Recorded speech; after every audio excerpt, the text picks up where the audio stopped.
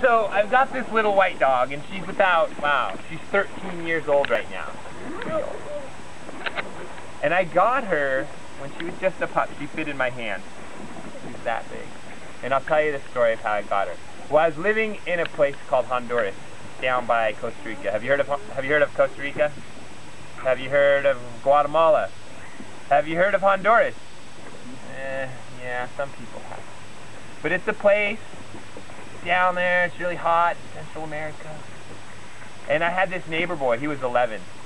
And his name was Roman. And Roman came up to me one day and he said, "Hey, let's get a dog." And he said it in Spanish because they speak Spanish. And I'm like, "Huh, yeah, I want a dog." I'm like, "Where can we get a dog?" And he's like, "The neighbors, they got some dogs." So we went up there, and there was an old outhouse. And it was made out of old tin walls. And in the bottom of it, there was no toilet. It was just a piece of carpet. And there was a mama dog and all these little puppies. And we looked through them, and I'm like, "Roman, why don't you pick one?" And he picked one, and he's like, "Cool, we're going to take it home." So we got this little puppy, and she cost us 5 lempiras. And that's a lempira is like $1 in Honduras. And 5 lempiras equals about 50 cents, so she cost me 50 cents. So we got this dog, we brought her to Roman's house, and I bought little bags of milk. In Honduras, they don't have milk in cartons or bottles. It comes in a plastic bag. So we bought milk, and he was feeding it to the dog. And a couple days later, he came back to me, and he said, "You know, this dog's way too young to be without its mom." So we went back to the family we got the dog from, and we said, "Hey, this puppy's way too young to be away from its mom." And they're like, "Well, you bought it. You got to keep it. If you want to live here again, you're going to have to pay us more money for us to feed it." And we're like, "Okay, we'll just keep it." So we continued to buy little bags of milk to feed the puppy. And she got sick. She got real sick. She got so sick that Roman's family didn't want to keep her anymore, because all she did in the night was scratch and cry. So he brought her to my house and he put her on my porch. And I went to find out what was wrong with her. So I went to the veterinarian and I asked them, I'm like, "What's the matter with my dog?" And they're like, "Oh, she's got the mange." And the mange is like this skin fungus. This skin fungus that takes your hair away and makes you get all scabby. Tranquila's just scratching all the time. She wasn't even eating. And I felt so bad. I'm like, wow, maybe she shouldn't even be living. So it was my idea, maybe we should put her out of her misery and kill her. And Roman's like, "You can't do that. You can't do that to this sweet little dog." So we kept her on my porch. I was afraid to touch her because I didn't want to get the mange. Until one of my friends came over. His name was Chris, and he came up and he saw her, and he saw how sad she was. She was just about this big now. He patted her on the head, and she kind of got all excited and got up, and she started to eat. And then I started to realize, if I just give her a little bit of love, she might do okay. So I'm going to backtrack because I actually forgot to tell you about her name. When we first got her, when she's all small, cute, and fluffy, I was sitting with Roman, and we're like, "What should we name her?" And he's like, "Oh, we should name her Muñeca," which in Spanish means wrist. And I'm like, "Wrist? We're not going to name our dog Wrist." And he's like, "No, Muñeca, like a little muñeca." And I'm like, "Muñeca?" It took me about a year later to find out that Muñeca also means doll. He wanted to name the dog Doll, which is not that bad of a name. It's better than calling it Wrist. Anyways, we didn't call it Muñeca, and then he wanted to call it Pinky. And I'm like, "We're not going to call it Pinky." And then he said Binky, and I'm like, "No, we're not going to name it Binky." And then I said, "Why don't we name it Branson?" And he's like, "Branson?" Because he had an accent, and I'm like, "Oh, we can't name it Branson." So we just didn't give it a name until my friend Josh was petting her, and she was so mellow, just laying in his hand. He said, "What if we call her Tranquila?" Because in my town, when people said, "¿Cómo está?" that means, "How you doing?" the people would reply, "Tranquilo. I'm just here, I'm real mellow." They'd say, "Tranquilo mirándote." I'm mellow, I'm just here looking at you. So we named her Tranquila, and everybody thought that was a silly idea, but that was her name. We named her Tranquila. So anyways, back to the story of the sick dog who was almost dying that I thought I wanted to get rid of. Chris came and petted her, she got all happy. So we decided, hey, she's worth keeping alive. She's got some will in her, she wants to live. So I started asking around, "What do you do for the mange?" One person said, "Oh, well, you pee in a jar, put the pee in the sun for a week, and then you wash her in the pee." No. Another person said, "You got to make a necklace out of pieces of lemon, and she has to wear that for a week." And then someone said, get some medicine. So I went to the veterinarian, and they had this stuff called Violetta. It was kind of like Neosporin or vaccine, and it's bright purple, and they use it on cows. When they get cuts, they put it on cows. But I got this Violetta, and I covered my whole dog, and she turned purple. And she got really mad, and it didn't work. She continued to lose her hair. She continued to scratch her ears. Her ears were bald, her back was going bald, her tail was like a rat tail. It just was not looking good. Then someone suggested, hey, what you need to do is you need to get burnt motor oil, like used motor oil from cars, and you need to wash your whole entire body in it. So Ramon and I went down to the gas station, and we brought an old container, and we got some motor oil. We came back to our house, we put plastic bags on our hands, and we poured motor oil on our plastic bag hands and on the dog, and we scrubbed it into all of her skin under her fur. She got really mad. She ran away for like 2 or 3 days. She came back, a lot of the motor oil was gone. It was still kind of stuck in like under her arms and places where she couldn't rub and lick. But you know what? She got better. It was pretty cool. Her fur started to grow back. She started to eat, started to play. She followed me everywhere I went. And in Honduras, dogs are a lot different than here. First of all, none of them have collars, nor leashes. But I decided I'd make her a collar. So I took my belt and I cut it and I poked holes in it and I made a little collar. And I made a little name tag out of the seed that I found on the beach. I shaved the seed down and I wrote her name in it. And I painted it with like clear paint and I tied it to her collar. So now she had a collar and a name tag. And one of the boys in town saw that I did that, so he took his belt and he cut his belt and he made a collar for his dog too. His dog was called Guarda Casa, which means watchdog. That's what he named his dog. Watchdog.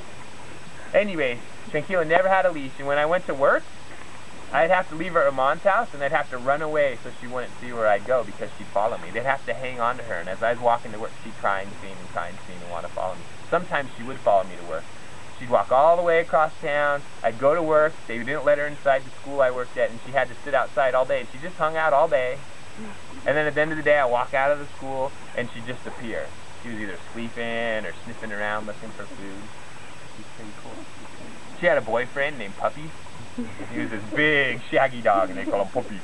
And Puppy would come over and sniff around and always want to be in the house, and he was so dirty and smelly and hairy that we had to shut the door, but he just kind of slept outside on our porch and waited for her to come out so he could sniff her and play with her. One time, I went away for 2 weeks, and I came back.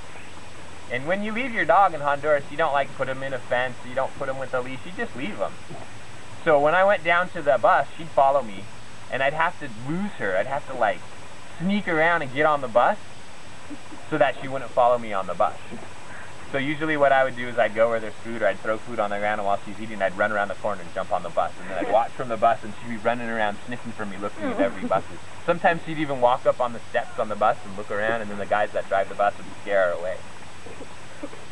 If she did see me get in a car when I drove away, she'd run after the car until she got too tired. A lot different than dogs do.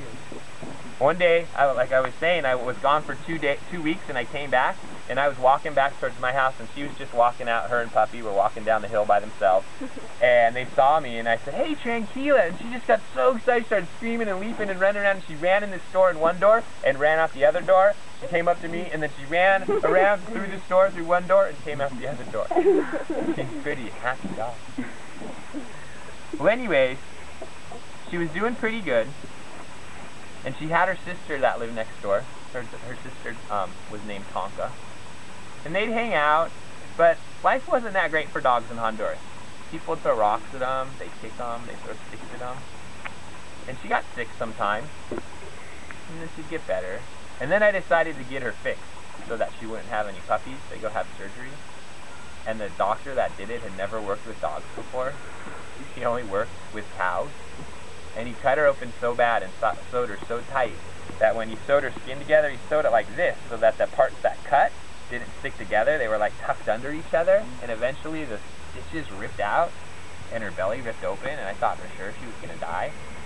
I didn't bring her back to the veterinarian, but I asked my friend who was a nurse, and she came and she gave her medicine, and we learned how to take her wound and cut it, and she totally got better.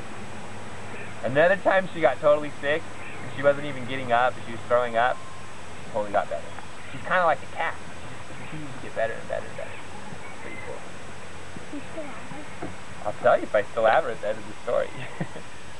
So anyways, my time in Honduras was up. She's about 2 years old. And I'm like, hey, you know, I gotta go home. Should I leave her in Honduras or should I take her with me?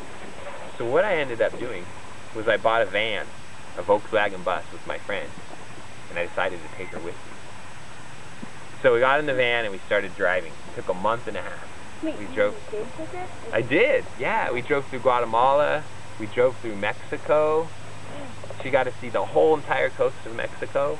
And once again, she was never on a leash. It was pretty cool. She'd be in the van, we'd get into town, she'd jump out, she'd sniff around, she'd do whatever she wanted, and then we'd whistle. She'd come running out from wherever she was, hop in the van. So I got back to the United States with Tranquila, and I went to my parents' place who lived in an apartment, and dogs weren't allowed. So I decided I'd let her stay at my friend's house because I didn't have anywhere else to stay. So I brought her over to my friend's Eric. And Eric was in college and lived there with 4 guys. And they had this big house and a big yard. And they played with her all the time. And they petted her. They threw balls for her. But you know what? She'd never lived in a place with a fence, ever. She'd never really been on a leash. And I don't think she liked the backyard. So what she did is she dug a hole and she took off. And my friends called and said, she's gone. She's lost. And I freaked out. Because in Honduras, there's not cars on the street, there's not intersections, it's a lot different. So my friend and I made signs, lost dog, and we went all over town, we put them up all over the town, and we started far away from his house and got closer and closer and closer until we went to the 7-Eleven that was across the street from his house. And I was putting up a sign on the 7-Eleven while my friend was in the coffee shop asking if they'd seen a dog. And right when I was putting up my sign, I saw a sign that said found, Lil White Dog, L-I-L apostrophe, like Lil White Dog. And my friend came out of the coffee shop, and as I'm looking at the sign, my friend's coming out, hey, they found your dog, they found your dog. And I read the rest of the sign, it said found white dog, ask about it in the coffee shop. So my friend came out of the coffee shop, I ran into the coffee shop, the girl working in the coffee shop was there, and I had my sign, and I'm like, hey, this is my dog, did you find my dog? And she's like, yeah, I have your dog. She's really sad. She's really sad because she really liked my dog and she wanted to keep it. Anyway, she called her boyfriend and she's like, oh, the owner's a little white dogger here. She's really bummed. And then I asked her, what was the story? How'd you find my dog? And she said, well, I was working here at the coffee shop one day and this little white dog walked up to the door and just stood there and looked in. Didn't come in the store, it just stood in the door. And then the dog walked away. And she was curious, so she went out and looked out the door and she saw the dog was standing in front of the donut shop, looking in the window. And then a donut hole flew over her head. You know what? A donut hole.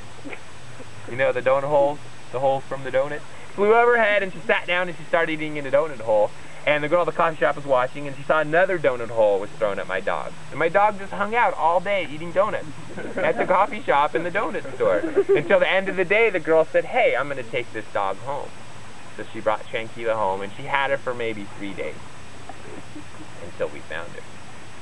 So I talked to her about meeting at the end of the day of work, and so I went back at 5 when she got off work, and Tranquila was in her car, and she let Tranquila out, and Tranquila got so excited, and she started running around like the day when I was in Honduras walking up the hill when I was gone for a while. She started running around the parking lot. She was doing big, huge figure eights, running around, and she'd come up to me and sniff, and then she'd run around and do more figure eights. And the cool thing was the girl shampooed her and conditioned her. Tranquila had never been so clean in her life. It was pretty cool. So anyway, Tranquila's been living with me, and she is unlike any other dog. Once again, we put her in our backyard, she would never stay. She'd always figure a way out. We called her Houdini because she could always escape. She'd always find a way out. And she knew on Wednesdays it was garbage night. And she'd go out and she'd know how to push the garbage cans over. She'd get on the opposite sides of the wheels so that when she put her paws up, it would roll over on the wheels. And she'd go inside and find garbage. On Wednesday, she'd come back smelling like garbage. One day, she came back with a piece of pizza and busted through her doggy door and threw the pizza on the ground and started licking it. Another day she came back with cake frosting all over her. And we were just wondering if she like busted in some kid's birthday party, or maybe they gave her a piece, or who knows, maybe she found it in the garbage. But every day she'd escape, and every day she came home. And my wife would be like, oh my God, the dog's gone, what are we going to do, what are we going to do, what are we going to do? And I'm like, don't worry, she'll come back. Sometimes she'd come back at 6, sometimes she'd come back at 10 at night, but she'd always come back. She's a pretty incredible dog. One day, my friends were walking around in our neighborhood, and they were just walking, and they found Tranquila just walking around the neighborhood. And they said, "Hey, Tranquila, what are you doing?" And they followed Tranquila, and Tranquila took them to visit us. It's pretty cool. But now Tranquila's 13, she's pretty old, and you know what? Her days of breaking out are over. She doesn't do it very much. She likes to go on walks. She likes to sleep. And every day when we come home, she still goes. That's the story of my dog. And I still have her, and I brought a picture to show you. She's a little white dog.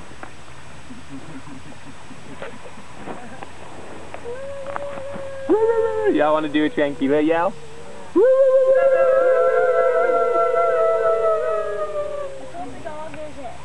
She's a Honduran street mutt.